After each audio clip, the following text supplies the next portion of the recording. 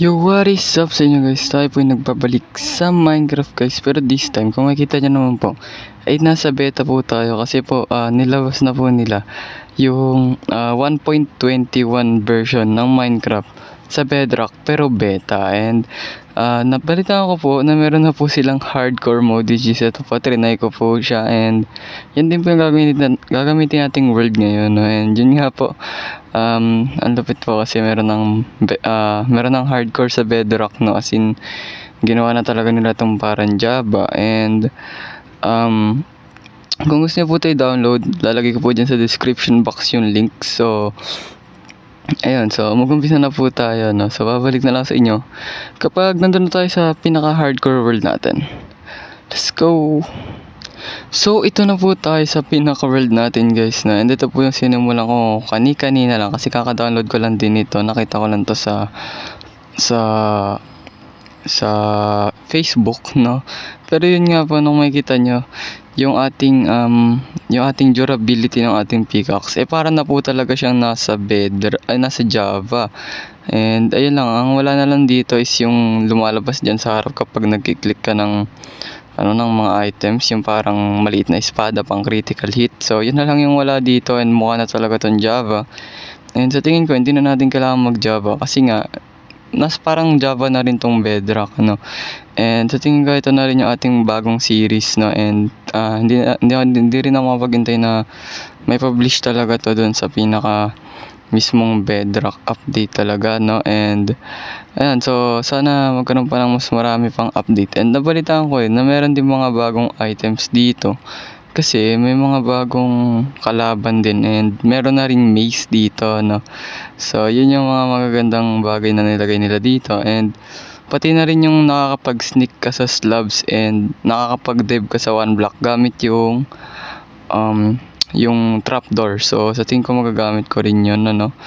And pasensya na po kung wala pa akong upload nung ating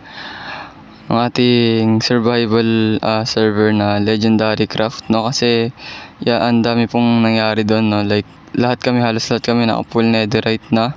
Tapos halos lahat din kami meron ng mga beacon at elytra. And hindi na rin siguro magre-record doon kasi nga parang cheat na rin yung nangyari nun kasi ang tagal ko nawala, tas bigla na lang ganun yung nangyari. So ang gagawin ko na lang, dito na lang tayo sa bagong series natin maglalaro, which is sa hardcore. And dahil wala pa siya sa pinaka Bedrock, dito muna tayo sa beta maglalaro, no. And i-update ko rin yung mga members natin na meron ng hardcore dito sa pinaka bagong update. And yun, so maraming salamat po kasi na-reach na po natin yung 200 subscribers, no. And ayan, so sana magpatuloy pa to, no. So ayun, ang mission lang natin dito ay mapatay ang Ender Dragon and makakuha ng tatlong beacon, at syempre hindi mamatay dito sa world na to kasi nga hardcore. So yun lang yung challenge dito, di ba? Hindi ka pwedeng madedo. Kaya ayan, so siguro kukunin ko muna tong kahoy na to, no. And maghahanap ako ng pwede natin pagtayuan ng bahay. And naninibago rin ako sa controls kasi nasanay na ako sa bagong controls ng Minecraft, no. Hindi na ako sanay dun sa luma, and gusto ko lang masanay sa lumang controls, kaya yung lumang controls yung gamit ko ngayon. And ayan, so bala kong magtayo ng build sa medyo patag, pero banda lang din dito sa may spruce, ano. And ayan, so kung makikita nyo, itong malaking puno na to, random generated lang to or automatically generated, no. So ibig sabihin, nagge-generate na rin siya ng mga ganito kalalaking spruce tree, no, kapag dito sa mismong survival. And yun, maganda yan kasi hindi na natin masyadong kailangan ng bone meal kasi nga nakakalat lang sila sa paligid. Pero I think may chance siguro to, no, na mag-spawn yung ganito kalaking puno. And ayan, kung makikita nyo, nahirapan talaga ako mag-click dito sa lumang controls. Ayan, so ang bala ko nga ngayon maghanap dito banda sa may spruce. Uy, ship. Let's go. Kailangan natin ng bed.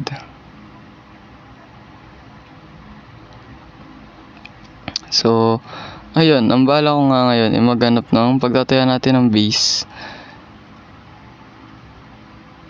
Kasi need talaga nating makasurvive. And para malaman kung beta yung Minecraft nyo, syempre sa loading screen pa lang may nakasulat na beta doon. And then pagdating nyo dito sa mismong gameplay, may nakasulat na ganitong parang malaking scale GUI na eme na to. Ayan, so kapag meron kayong ganyan, ibig sabihin beta yung Minecraft nyo, no? And ang hirap nito kasi hindi mo makita yung chords. So kailangan ko pang buksan yung kailangan ko pa i-off yung hide ano ba yun? HUD dal ba yun?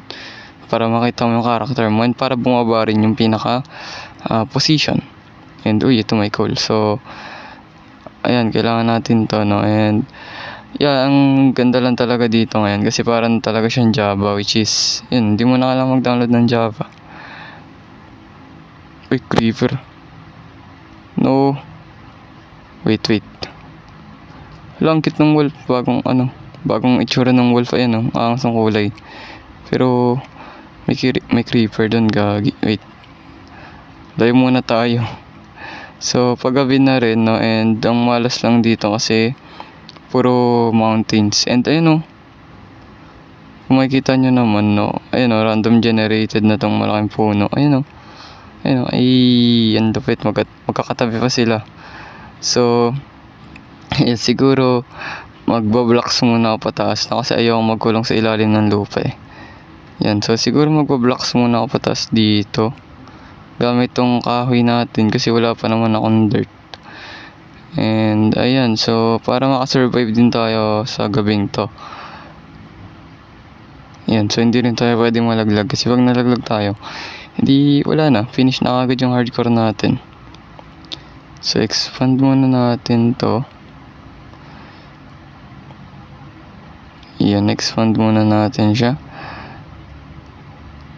Yan, sana makasama rin natin yung mga members natin dito, no? Pero ang problema kasi dun sa mga members natin masyado kasi silang grinder. Yung kakapasok lang nila dito sa mga gantong world tapos maya naka sila agad, naka diamonds ganun. Akala mo naka hacks. Hindi ako po sa ganun kasi parang ang bilis mo naman masyado magpa-level up dun. Ayan, so ito na yung pinaka natin, hardcore survival series. So maghahanap lang ako dito ng base and antayin ko lang syempre mag-umaga kasi hindi pa naman, wala pa naman tayong bed. So ayun, ito pala may dirt pala dito pero konti lang sige, okay to. So siguro ako ay babalik na lang sa inyo kapag nakahanap na tayo ng maganda-gandang place or kapag may mga nangyari na dito, no? And ayan, so ang ganda lang dito kasi nasa spruce tayo magandang gamitin kahoy. So ayun, babalik na lang sa inyo kapag nakasurvive tayo sa first night natin. Let's go! So kung mapapansin nyo naman po guys, umaga na po, no? Pero ang problema po ay umuulan and ibig sabihin po niyan hindi magdi-despawn yung mga kalaban natin. Kaya need ko pa rin tumakbo and isa rin sa mga kailangan ko ay food supplies, which is mas maganda sana kung makakita tayo dito ng ano ba yun, yung berries, yung ano ba tawag doon? Ano mo tatawag doon basta yung yung parang berries na nandito sa sa spruce, yung cherry ata tawag doon.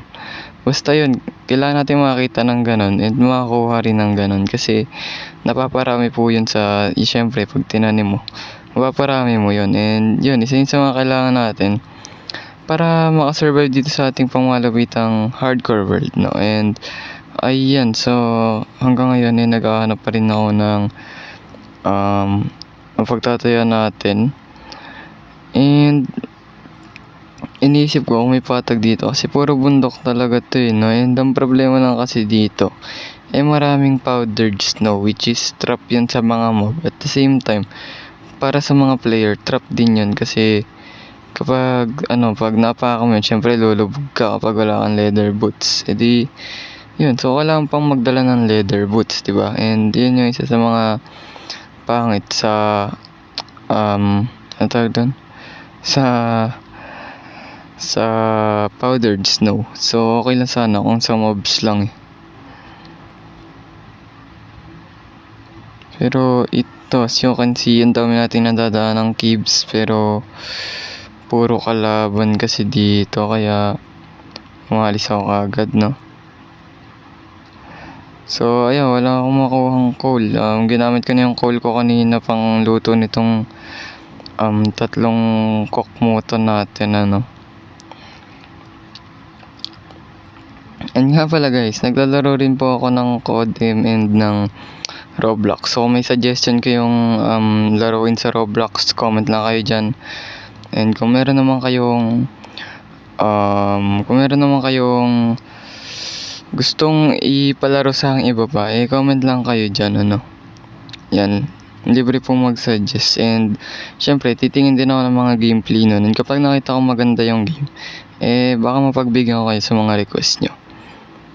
And ayun, so makikita nyo nandito na po tayo sa plains, ano. And buti na lang nakapagdala ako ng spruce sapling. So ang problema ko na lang, wala talaga akong nakita kahit isang berries. Ayun, berries, cherry ba? Basta yun, berries ata yun. Kaya siguro magtatayo ako na malapit dito sa spruce, or kaya naman isisave ko na lang yung coordinates, no? I-review ko na lang yung mga footages na ginagawa ko, then i-screenshot ko yung pinaka location nun, di ba? Pero yun, isa yun sa mga kailangan ko kasi talaga is spruce. So ayun, ito, may ship dito. Nice one. So meron na tayong dalawang wool, isang wool na lang kailangan natin. Pero hindi ng black sheep. Kailangan ko pa rin ng white sheep. Pinatay ko na yung black sheep kanina para sa libreng pagkain. Pero white talaga. Ay wait, nakakagawa ba ito ng white? Ayun. Yun, nice one. Meron na tayong malupitang bed. Let's go. Makakasurvive na tayo sa kada nights. So, try ko rin mag-download ng map ng One Block Skyblock, no, kasi gusto ko ring matry yung One Block Skyblock eh. So, subukan ko rin yun kung anong magiging natin doon. So, ang bala ko palang team guys, ngayon dito sa ating series na hardcore na is alam niyo, mga bahay na wala namang laman. Basta meron dong part, may mga bahay akong itatayo na merong laman and merong use. Syempre, especially kapag mga redstone yun. Ano yun? Nakakalimutan ko yan. Mga redstone. Especially mga redstone, syempre, magkagawa tayo ng mga ganong klase ng build. Pero meron pa rin naman tayong mga itatayo na parang design lang doon sa pinaka base natin, and wala naman talagang laman. Diba? Kagaya na lang kunwari, gagawa ka ng malaking mansion, pero interior and exterior design lang yun, tapos wala naman talagang use, parang pinaganda lang yung base, ganun. And kung makikita nyo naman dito, nakakita na tayo ng medyo patag na lugar, and siguro dito na lang din ako magtatayo ng base. Total mga naman na tayo, mga 500 blocks away na rin naman tayo from spawn, so pwede naman na dito, no? And alam ko pa rin naman yung daan papunta sa spawn, which is good kasi malapit lang tayo sa spruce, no? So, at saka meron din mga wolves dun eh. May mga bagong itsura kasi yung wolves, and cute kasi mukha na silang aso, hindi na sila mukhang wolves. Ayan, so siguro tayo ay magbibuild dito. Pero kailangan ko ng maraming kahoy. And siguro magtatanim ako ng itong mga spruce. Tatanim ko to banda rito sa medyo maluwag ito. Dito, ay, nagtabi. Ayan, kasi yung naman, ibang klase naman ng kahoy, ang dami naman dito niyan, and yung spruce lang yung hindi masyado. And ayoko rin naman bumalik dun sa spawn kasi medyo malayo-layo rin yun eh. So ayan, dito tayo magbibuild. So, meron tayo ditong 1, 2, 3, 4, 5, 6. Maliit na build lang to, maliit. Ano lang, talagang starter house lang muna tayo kasi kakasimula lang naman talaga natin eh. So, mas maganda na yung ganito muna. So, meron tayo ditong 1, 2, 3, 4, 5, 6. 6, 7, 1, 2, 2, 3, 4, 5, 6, 7. Yan kasi ang mangyayari sa pinaka-base natin ganito. 1, 2, 3. Tatanggalin. Tas meron pang ganito dito. Tas dito yung pinaka-pinto. Tas meron na rin ganyan dyan. 1, 2, 3. So, dito, ayan, ganyan. At ayun, patay tayo na may kalaban. Wait, nag-FPS drop pa ako.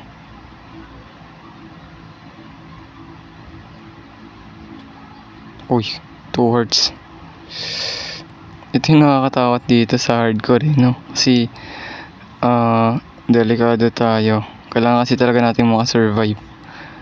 Pero may nagawa akong strip na oak. Yan, so yun, ang mission din natin sa mga mission natin dito ay makasurvive. Pero pag namatay tayo dito, syempre gagawa tayo ng season 2. Pero depende pa rin yun pag na-enjoy ko. Kaya sana ma-enjoy natin to, and sana ma-enjoy nyo rin yung video na to. So, ganito to.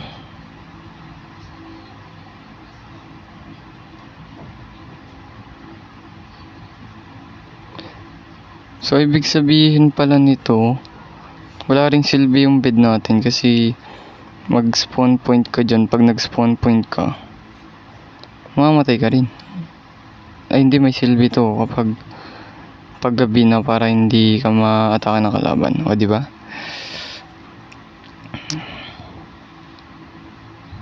So, ganito. So, meron tayo ditong 1, 2, 3. So, it's 1, 2, 3. Ayan. So, ito, ganito na to kasi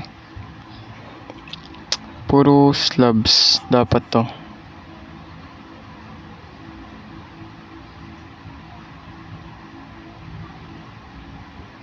Ayun, ako napapansin nyo na, pero nahirapan talaga dito sa lumang controls. Di na ako nag-practice din sa dating controls eh. Ay sa bagong controls eh. Pero ayan, kung makikita nyo, meron na tayo dito ang malapit na daan So, ang kailangan ko na lang ngayon ay mag-grind kasi kailangan ko ng maraming cobblestone. So, siguro gagawa muna ako ng minahan natin banda dito sa butas na to siguro hukayin dito ako.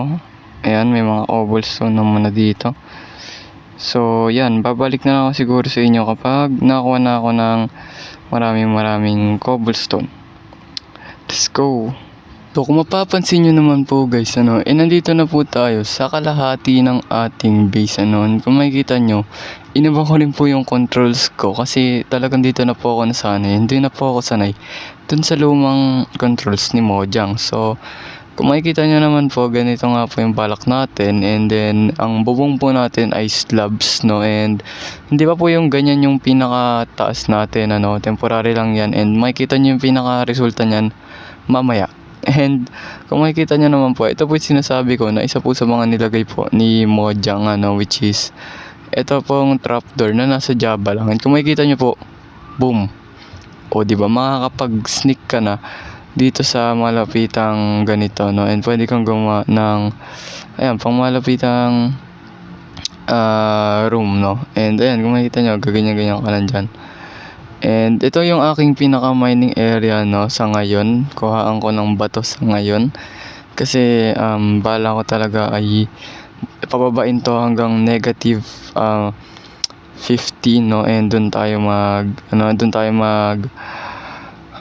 strip mining. Pero dahil kakasimula lang naman ng ating series and eto pa lang naman pinaka mismong base natin yung ating ginagawa, hindi ko pa naman kailangan na pababain to doon. And tsaka isa pa, wala pa rin naman akong soul sand. Kasi ang bala ko elevator. Pero dahil wala pa, siguro gagamit muna ako soon ng ladders dito. Pero isa rin sa mga kailangan ko coal kasi kailangan ko ng fuel. At the same time, kailangan ko rin po ng torch o liwanag, no, para dito sa ating mining area. Kasi expand to na mag-expand kada kuha natin. And syempre, meron din may mga mag-i-spawn na mga kalaban dito. Kagaya na lang ng creeper, spider, skeleton at zombies. Yan yung mga common mobs na nag-i-spawn sa mga madidilim na part ng mining area sa Minecraft. And yan, so kung makikita nyo, i-adjust ko pa yan doon, ano. And ayan, so kung makikita nyo rin, konti-konti lang yung ating pagkuha ng mga bato. Kasi nga, iniiwasan ko yung may mga mag-spawn dyan. And ayan, so babalik na tayo sa may taas kasi pagpapatuloy ko na itong ating base, no. And subukan ko kayong bigyan ng time-lapse. Let's go! It's a new day for a high. It's another day to try to get by. And ooh, yeah, I'm feeling now every second, every hour of the day. Yeah. So kung mapapansin nyo naman po guys, no, tapos na po yung ating base pero hindi pa naman siya total na tapos kasi kung makikita nyo, meron pa mga blanco dito sa taas. Hindi iniisip ko pa kung anong design ang gagawin natin dyan. Pero sa tingin ko, dito ko natatapusin tong video na to, no, kasi medyo mahaba na rin yung editing ko. And pagkusensya nyo na kung ganito lang tong video na to, pero next episode ay mag-enjoy kayo dahil gagawa tayo ng animal farm at crab farm natin. And yun, so sa tingin ko yun lang naman, no? So consider you to like and subscribe dito sa panibago nating journey. And ito nga pala yung loob ng aking base. So yun lang po, maraming salamat sa panood. Sana nag-enjoy kayo and happy 200 subs. Yun lang, paalam.